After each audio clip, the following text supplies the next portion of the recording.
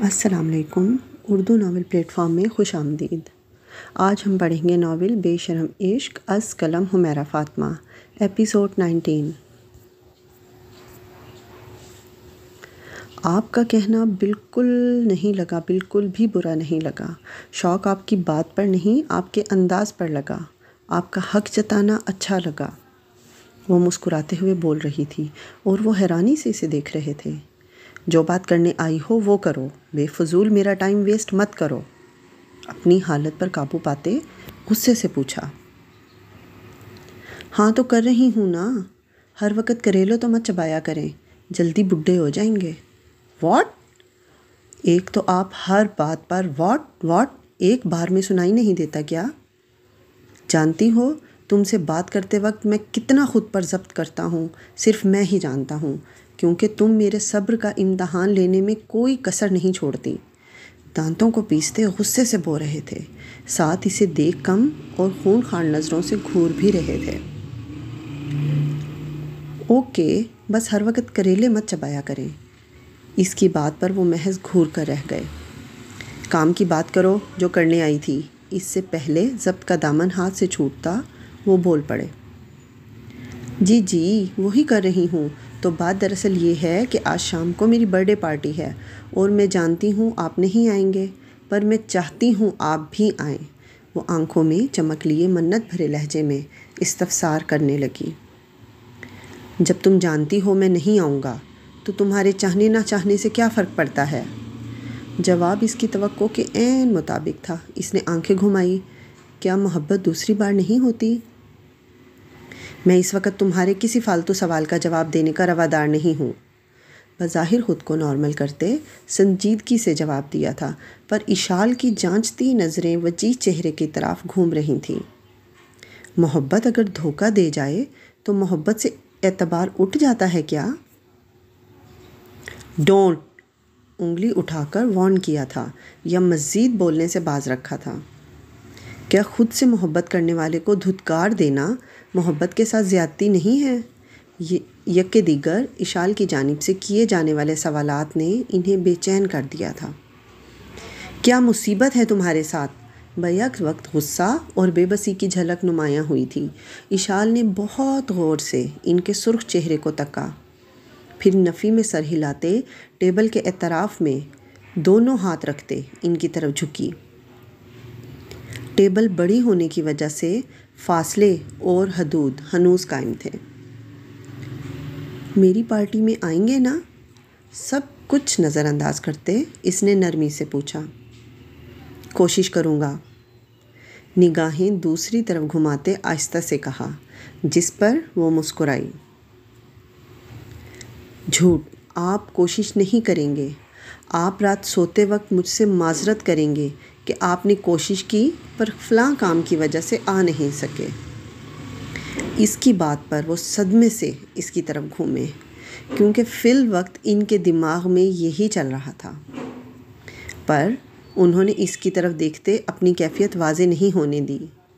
हैरान ज़रूर थे कि वो लड़की इस हद तक इन्हें समझने लगी थी, पर इसके सामने जाहिर करके इससे शह नहीं दे सकते थे। ऐसा कुछ नहीं है, वो मुनकर हुए। इशाल के चेहरे पर शातराना मुस्कुराहट आ गई।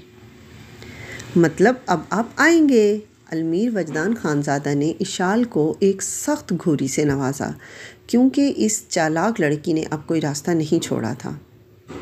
चलो, कार की कीज़ उठाते दूसरी तरफ देखते उन्होंने संजीदगी से कहा। नहीं, आप जाएं, मुझे यहाँ के फ्राइड राइस बहुत पसंद हैं, मैं खा कर आऊँगी। मैं जा रहा हूँ और तुम यहाँ हरगिज़ अकेले नहीं रुकोगी, so let's go. Stop irritating me. एक हाथ टेबल पर मारते गुस्से से कहने पर वो जल्दी से उठ गई। ओके सॉरी, चलते हैं, जल्दी से कहते इनसे आगे होते बाहर की तरफ बढ़ी, पर 2 सेकंड बाद फिर से पीछे मुड़ी। वो प्लीज़ ऑर्डर ही ले लें एटलीस्ट। मासूम शक्ल बनाते इसने नरमी से सिफारिश की। गुस्सा करने की गलती तो वो गलती से भी नहीं कर सकती थी, वरना सारे किए कराए पर पानी फिर जाता। और यही वो बचपना था जिससे बैक वक्त अलमीर वजदान खानज़ादा को चिढ़ भी थी और अट्रैक्ट करने का सबब भी था। नॉन सीरियस टीन एजर्स वाली हरकतें हैं तुम्हारी और बातें। सर को दाएं बाएं मूव करते इसे घूरते कहा था, साथ इसे बाहर जाने का इशारा करते खुद काउंटर की तरफ बढ़े थे। इशाल बीबी, आप बहुत खुश लग रही हैं। नूरी ने इसे शीशे के सामने खड़े मुस्कुराते देख नरमी से इस्तफसार किया। खुश कैसे ना हूँ, वो जो आ रहे हैं। वो कौन? वो जो अपनी धुन में थी। नूरी की हैरत ज़दा आवाज़ पर होंठों का किनारा दांतों तले दबाया। उप्स, मैं भी ना। नूरी कुछ भी बोल देती हूँ। दरअसल बात यह है कि आज ना मेरे सारे फ्रेंड्स आ रहे हैं। वो तो हर बार ही आते हैं। नूरी के तफ्तीशी अंदाज पर इशाल ने कोफ्त से इसे देखा। हाँ, पर आज तो मेरी दोस्त का आशिक भी आ रहा है। वो इशाल शाह थी। बातों की हेरा फेरी इसे अच्छे से आती थी। लफ्ज़ों में उलझाना इसके बाएं हाथ का खेल था। मुकाबिल अपनी बात से ही फिर जाए। इशाल की बात पर नूरी के रुखसार सुर्ख पड़ गए थे। वो अच्छे से जानती थी इशाल का इशारा किस तरफ था। ऐसा कुछ नहीं, नूरी ने खिफ़त मिटाते कहा।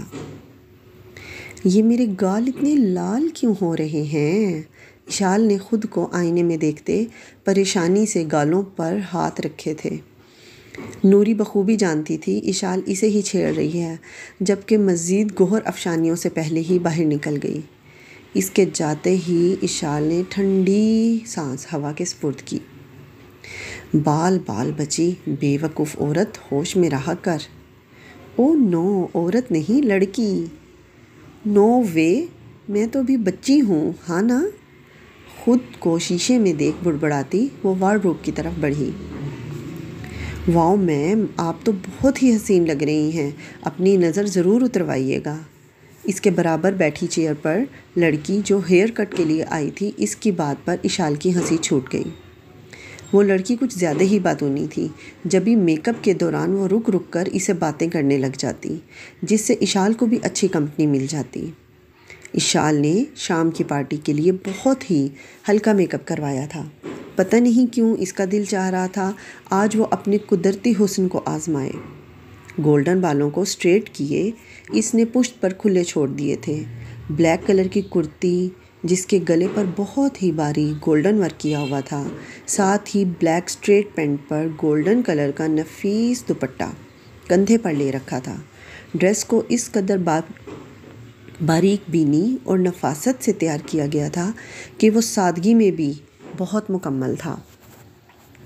दुपट्टा इसने क्यों लिया वो नहीं जानती थी, पर इसने ले लिया क्योंकि इसके दिल की ख्वाहिश थी। चेहरे पर हल्की सी मसनूई आराइश ने इसके हुस्न को काबिले दीद तराश दिया था। ब्लैक कलर पर इसकी सफ़ेद रंगत दमक रही थी। दाएं कलाई पर नफीस सा ब्रेसलेट जिसके बीच में 2 स्वान्स गले मिलते हुए अंदाज में बने थे। कानों में डायमंड के टॉप्स थे जिनके नीचे ब्लैक पत्थर जड़ा हुआ था।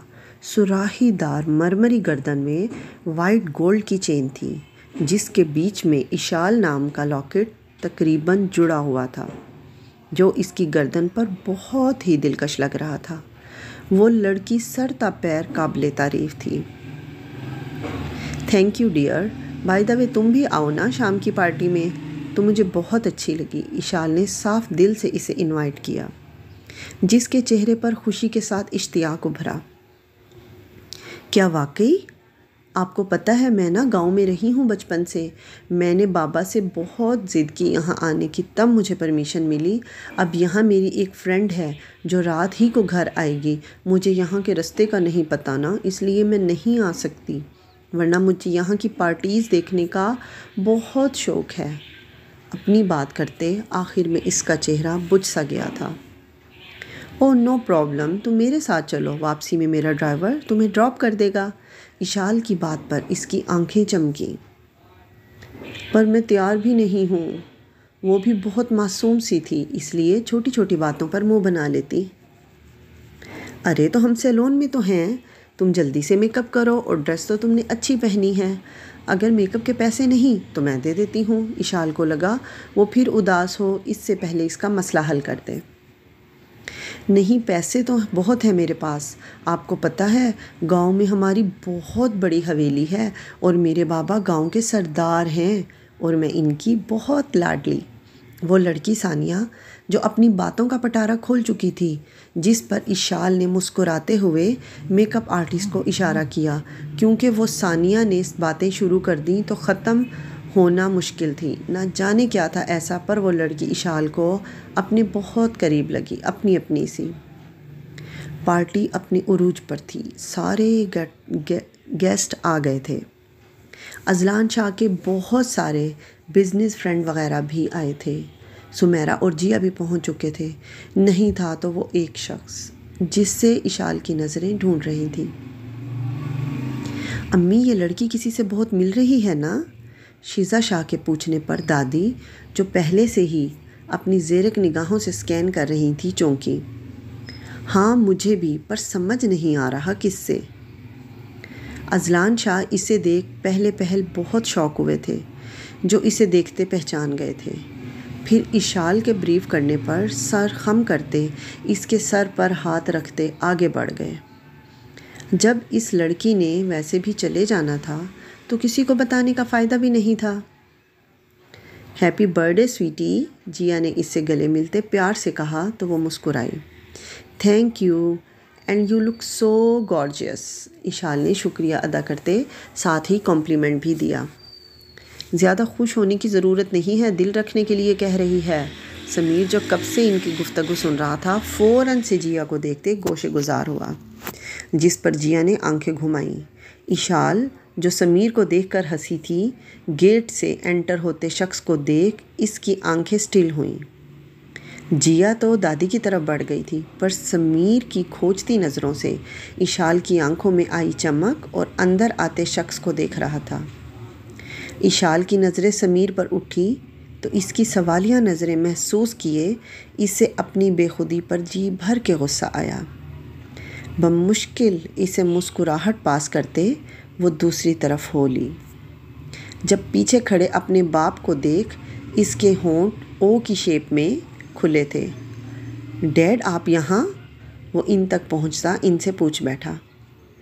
क्यों, मैं यहाँ नहीं आ सकता? मुकाबिल की शख्सियत का दिल फरेब अंदाज और लफ्ज़ों का ठहराव अच्छों की बोलती बंद करने के लिए काफ़ी था। अलमीर वजदान खानज़ादा ने आईब्रो उचका के सवाल किए, जिस पर समीर गड़बड़ाया। नहीं आ सकते हैं, पर आपने इस दिन कार्ड देखकर तो यही कहा था कि तुम लोग चले जाना, आपको ज़रूरी काम है। समीर ने जवाब पेश किया। अपने बेटे की बात पर अलमीर वजदान खानज़ादा सर को पीछे किए हंस दिया। वजह इसकी बात नहीं, वजह इसका लो कॉन्फिडेंस था, जो अक्सर सही होते हुए भी इनके सामने डगमगा जाता था। वो कब से खुद पर नज़रों की तपिश महसूस कर रहे थे, ये भी जानते थे देखने वाला कौन है, पर कमाल की बेनियाज़ी थी, या शायद इस शख्स का अंदाज़ ही ऐसा था। वो दूर खड़ी अपने दोस्तों के दरमियान होते हुए इर्द गिर्द से बेनियाज इस साहिर शख्स को हंसते हुए देख रही थी। पर अलमीर वजदान खानज़ादा की नज़रअंदाज़ी इससे सख्त चुभ रही थी। माजी की बातों में जीना और इस पर सोचकर वक्त ज़ाया करना सरासर बेवकूफ़ी है। जो है अभी है और ये ही है। खैर, अगर तुम अच्छा नहीं लगा मेरा आना तो मैं चले जाता हूँ। जहाँ पहली बात पर समीर ने कंधे उचकाए, वहीं जाने वाली बात पर सर को इस अंदाज में खम किया जैसे कहा हो कि इसकी क्या मजाल, जिस पर वो एक दिलकश मुस्कुराहट दिए अजलान शाह की तरफ बढ़ गए। वहीं इस मुस्कुराहट ने एक लम्हे के लिए इशाल शाह की धड़कनें साकिन कर दी थी। क्या गलत कहा है मैंने? इतना ही तो कहा आपसे प्यार करती हूँ, प्लीज़ मेरे जज्बात की यूँ नाकदरी मत करें। वो इनका हाथ पकड़े इल्तिजाया गोया हुई। इसकी आंखों में छुपा दर्द अलमीर वजदान खानज़ादा को अपने हिस्से का अहसासा लगा। वो अभी हाथ खींचने वाले थे जब पीछे से आई आवाज़ ने इन्हें साख्त कर दिया। क्या हो रहा है यहाँ इशाल बेटा? खान तू